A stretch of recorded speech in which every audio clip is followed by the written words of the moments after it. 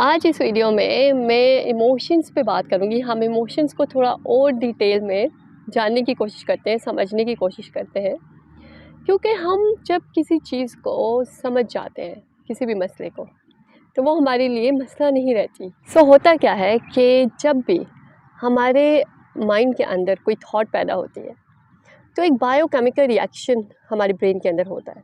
तो वो chemical provoke करता है कुछ सेंसेशंस हमारी बॉडी के अंदर, जिसकी वजह से हमारी बॉडी में सर्टेन फीलिंग्स पैदा होती हैं।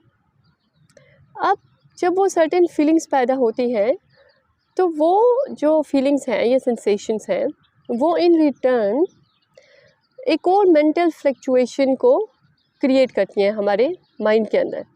सो कह लें कि दोबारा से एक हमारे माइंड के अंदर थॉट पैदा होती है, और वो थॉट जो है फिर उसी साइकिल से गुजरती है। फिर वो थॉट जो है वो एक केमिकल रिलीज़ करती है हमारी बॉडी के अंदर, और फिर उससे एक सेंसेशन होती है, और सेंसेशन से दोबारा एक मेंटल फ्लक्चुएशन होती है। सो ये एक साइकिल बन जाता है thoughts and emotions and thoughts and emotions का। हम सर्टेन थॉट्स सोचते रहते हैं अपने माइंड में, नेगेटिव थॉट्स। सो क्या होता है कि हमारा जो ब्रेन है वो हमेशा सिंक्रोनाइज़ करता है बॉडी को साथ में।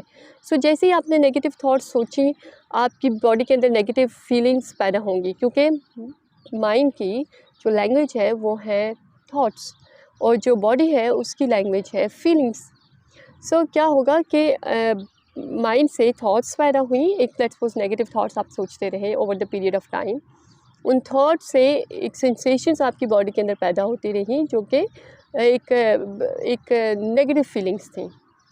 और अब क्या हो रहा है कि अब वो जो सिस्टम है वो ऑटोमेटिक हो गया। अब वो जो फीलिंग्स पैदा होती हैं वो फिर और नेगेटिव थॉट्स को क्रिएट करती हैं, फिर वो जो नेगेटिव थॉट्स हैं वो और बैड फीलिंग्स हमारे अंदर पैदा करती हैं, और फिर इस तरह से ये साइकिल चलता रहता है और over the period of time, let's suppose कुछ सालों तक अगर आप नहीं अपने माइंड को चेक कर रहे, ऑब्ज़र्व कर रहे और अपने कॉन्शियसली नहीं सोच रहे, तो over the period of time कुछ सालों के बाद आप सोचें कि आपकी क्या मेंटल इमोशनल स्टेट होगी। तो जिसको हम स्टेट ऑफ बीइंग कहते हैं, कि हमारी स्टेट ऑफ माइंड और स्टेट ऑफ इमोशंस वो क्या होंगी।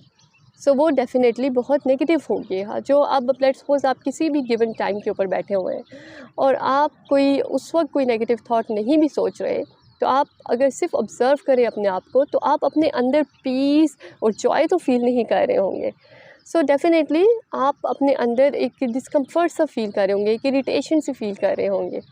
सो इसकी वजह ये होती है कि हमारी जो वो जो फीलिंग है हमारे अंदर, वो हमारी बॉडी ने फिर लर्न कर दी है, क्योंकि हमारी मेमोरी जो है वो सिर्फ हमारे माइंड के अंदर नहीं है, मेमोरी जो है हमारी बॉडी के अंदर भी है।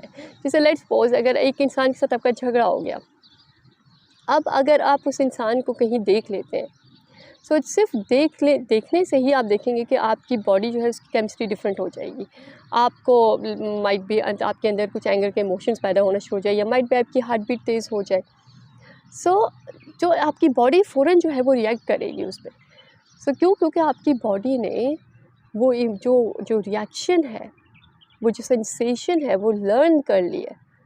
सो इस तरीके से हमारी जो बॉडी है उसने वो लर्न कर लेती है, और वो उसी फीलिंग के ऊपर फिर वो रहना शुरू कर देती है। अब सवाल ये है कि हम उस मेंटल इमोशनल स्टेट में से बाहर कैसे आएँ, या फिर हम उसको कैसे बदलें, ताकि हम अपने अंदर हर वक्त सुकून महसूस करें, जॉय महसूस करें, जो एज ए ह्यूमन बीइंग हमारा एसेंस है। सो उसके लिए हमने या तो जैसा हम फील करते हैं उससे बेहतर हमने सोचना है, या फिर हम जैसा सोचते हैं उससे बेहतर हमने फील करना है।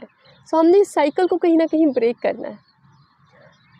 सो अगर मैं इसको स्टेप बाय स्टेप बताऊं, तो सबसे पहला स्टेप तो इसमें ये होगा कि हम अपने थॉट्स से स्टार्ट करें। सो हम अपनी थॉट्स को ऑब्ज़र्व कर सकते हैं। दिन में आप 2-3 दफ़ा रुक के 1 मिनट के लिए अपनी थॉट्स को ऑब्ज़र्व कीजिए कि आप सोच क्या रहे हैं, किस टाइप की थॉट्स आपके माइंड में आ रही हैं। और फिर आप माइंडफुलनेस की प्रैक्टिसेस कर सकते हैं। जैसे लेट्स सपोज एक प्रैक्टिस मैंने बताई थी अपनी एक वीडियो में, आप कोई भी एक ऑब्जेक्ट है वो लेके उसको ऑब्ज़र्व कर सकते हैं कुछ टाइम के लिए। सो वो ऑब्जेक्ट लेट्स सपोज कोई पत्ता हो सकता है, कोई टॉय हो सकता है आपके बच्चे का, कोई भी चीज़ हो सकती है जिस पे कुछ भी रिटन ना हो, ताकि आप रीडिंग में इन्वॉल्व ना हो, बल्कि सिर्फ उसको ऑब्ज़र्व कीजिए। और उसको जब आप ऑब्ज़र्व कर रहे होंगे तो आपका माइंड अगर डिस्ट्रैक्ट होता है, कोई थॉट्स लेके आता है, तो आपने वापस अपनी अटेंशन उस ऑब्जेक्ट पे लेके आनी है। सो एक ये बहुत अच्छी प्रैक्टिस है। इसके अलावा आप जो भी एक्शन कर रहे हैं, जो भी काम कर रहे हैं, लेट्स सपोज़ अगर आप किचन में जाती हैं, आप बर्तन धोने लगी हैं, तो आप ये डिसाइड कीजिए कि मैं माइंडफुली ये बर्तन धोऊँगी। मैं अपनी टोटल अटेंशन अपनी इस एक्शन को दूँगी। सो जब आप बर्तन धो रही हैं तो आप फुल अपनी अटेंशन जो है वो वहाँ पे रखिए, उस एक्शन पे। आप प्लेट्स को फ़ील कीजिए, आप सोप को फ़ील कीजिए, आप उसको स्मेल कीजिए, टोटल अपनी अटेंशन को वहाँ पे 100% आप प्रेज़ेंट रहिए। और लेट्स सपोज़ अगर आपके दिमाग में कोई थॉट आती भी है, तो आप वापस अपनी अटेंशन को जेंटली वापस लेके आइए, उसमें आपने फ्रस्ट्रेट नहीं होना। क्योंकि डेफ़िनेटली इतने सालों से जब हम अपने माइंड को चेक नहीं करते, तो हमारे माइंड में बहुत सारी रैंडम थॉट्स आने शुरू हो जाती हैं, व्हिच इज़ वेरी नॉर्मल। इसी तरीके से लेट्स सपोज़ अगर आप ड्राइव करने लगे, तो कितनी दफ़ा हम ड्राइव करते हैं, हम एक जगह से दूसरी जगह पे जाते हैं, लेकिन हमें पता नहीं होता कि हम कैसे पहुँचे हैं।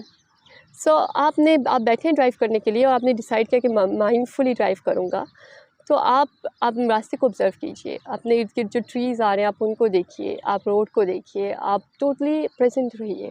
दूसरी जो इम्पोर्टेंट चीज़ है वो ये है कि हम अपने माइंड में पॉज़िटिव थॉट्स को इंड्यूस करते रहें। सो उसके लिए अफ़र्मेशंस एक बहुत ही अच्छी प्रैक्टिस है। अफ़र्मेशंस में हम क्या करते हैं कि हम पॉज़िटिव थॉट्स या स्टेटमेंट्स लिखते हैं, या पढ़ते हैं, या हम सुनते हैं डेली बेसिस के ऊपर, ताकि हम अपने माइंड में कॉन्शियसली पॉज़िटिव थॉट्स को इंड्यूस करें, ताकि हमारी जो डोमिनेटिंग थॉट्स हैं वो पॉज़िटिव रहें। जब वो पॉज़िटिव रहेंगी तो डेफ़िनेटली जो हमारी बॉडी में की जो केमिस्ट्री है और सेंसेशंस भी डिफरेंट होंगी। सो एफ़र्मेशंस की मेरी अपनी वीडियो भी है, जिसमें मैंने डिफरेंट एफ़र्मेशंस जो है वो बनाई हुई हैं, आप लोग उसको यूज़ कर सकते हैं। मैंने डिस्क्रिप्शन में उसका लिंक दे देती हूँ। अदरवाइज़ आप अपनी एफ़र्मेशंस लिख सकते हैं और उन्हें सुन सकते हैं, उन्हें डेली बेसिस पे पढ़ सकते हैं। तीसरी जो बहुत इम्पॉर्टेंट प्रैक्टिस है वो है ग्रैटिट्यूड की। सो ग्रैटिट्यूड हमने बहुत सुना हुआ है कि भई हमें शुक्रगुज़ार होना चाहिए, हमें शुक्र अदा करना चाहिए हर वक़्त। लेकिन एक्चुअली अगर हमें ये बात समझ आ जाए कि ये प्रैक्टिस कितनी पावरफुल है, ये सिर्फ हमारा फोकस जो है वो, जो चीज़ें हमारे पास हैं या जो चीज़ें पॉजिटिव है हमारी लाइफ में, सिर्फ उस पे फोकस हमारा लाने के लिए नहीं है, बल्कि कि जो वैल्यू है वो बहुत ज़्यादा है इससे, क्योंकि ये एक स्पिरिचुअल प्रैक्टिस है। ये आपकी स्टेट ऑफ बीइंग है उसको टोटली चेंज कर देती है, आपको मोर रिसेप्टिव कर देती है, और आपकी वाइब्स को चेंज करती है, इन रिटर्न आपकी रियलिटी को अफेक्ट करती है। तो सोने से पहले और सुबह उठते ही अगर आप अच्छी पॉजिटिव चीज़ें लिखते हैं जो आपकी लाइफ में हैं, जिनके लिए आप शुक्रगुज़ार हैं, तो उसको आप फीलिंग में कन्वर्ट कीजिए। सो आप फील कीजिए कि उन चीज़ों के लिए आप कितने शुक्रगुज़ार हैं। ग्रैटिट्यूड एक इमोशन है, सो उस इमोशन के अपने अंदर पैदा कीजिए, और वो इमोशन जब आपके अंदर पैदा हो जाए तो उस स्टेट के अंदर रहिए। एक्चुअली जो ह्यूमन इक्वेशन है वो है बीइंग, डूइंग एंड हैविंग। सो पहले आप अपनी स्टेट ऑफ बीइंग पे काम करते हैं कि कैसा आप मेंटली और इमोशनली, आपकी क्या स्टेट है, आप उस स्टेट को डिफ़ाइन करते हैं। सो उस स्टेट से फिर एक्शन आता है, सो फिर आप किसी डूइंग में इन्वॉल्व होते हैं, and then that doing leads you to have something. So लेकिन हम क्या करते हैं कि हम सिर्फ डूइंग पार्ट पे फोकस रहते हैं कि हमने ये करना है ज़िंदगी में, वो करना है ज़िंदगी में, लेकिन जो हमारी मेंटल इमोशनल स्टेट है या हमारी स्टेट ऑफ बीइंग है उसको हम निगलेक्ट कर देते हैं। सो उसका क्या नुकसान होता है कि पहले तो हमारे लिए डूइंग पार्ट बहुत मुश्किल हो जाता है, क्योंकि कुछ भी करने के लिए हमें राइट मेंटल इमोशनल स्टेट की ज़रूरत है। जब हम उस स्टेट में ही नहीं हैं तो हम कैसे कोई काम कर सकते हैं? अगर लेट्स सपोज़ हम करते भी हैं तो उसकी क्वालिटी क्या होगी? और लेट्स सपोज़ अगर हम कुछ चाहते हैं अपनी ज़िंदगी में, और हम डूइंग पार्ट पे फोकस करते हैं और हम वो चीज़ अचीव कर लेते हैं। लेट्स सपोज़ हमारे पास बहुत अच्छा घर है, फैमिली है, सब कुछ है, लेकिन हमने अपनी बीइंग पे तो काम ही नहीं किया। अब क्या है कि हमें अच्छा तो महसूस ही नहीं हो रहा, क्योंकि हमारी जो मेंटल इमोशनल स्टेट है वो तो राइट है ही नहीं। तो वो जो कुछ भी हमारे पास है हम उसे एंजॉय नहीं कर पाएंगे। सो हमेशा हमने स्टार्ट करना है बीइंग पार्ट से। सो पहले हमने अपनी बीइंग पार्ट का मतलब यह है कि हमारी mental emotional state of being, कि हम अपने अंदर कैसा महसूस करते हैं, कैसा सोचते हैं। और जब हम राइट स्टेट ऑफ बीइंग में हो तो फिर हम डूइंग की तरफ जाते हैं। फिर हम और डूइंग हमारे लिए फिर बड़ी एफर्टलेस हो जाती है, बड़ी जॉयफुल हो जाती है। वो एक्शन हमारे लिए बड़ा आसान होता है। सो हम उस एक्शन को बहुत जॉयफुली विद ईज़ करते हैं। जब हैविंग पार्ट आता है, जब हम अपने एक्शन से हमें कुछ मिलता है तो हम उसको इंजॉय भी करते हैं, क्योंकि हम एक राइट मेंटल इमोशनल स्टेट में होते हैं।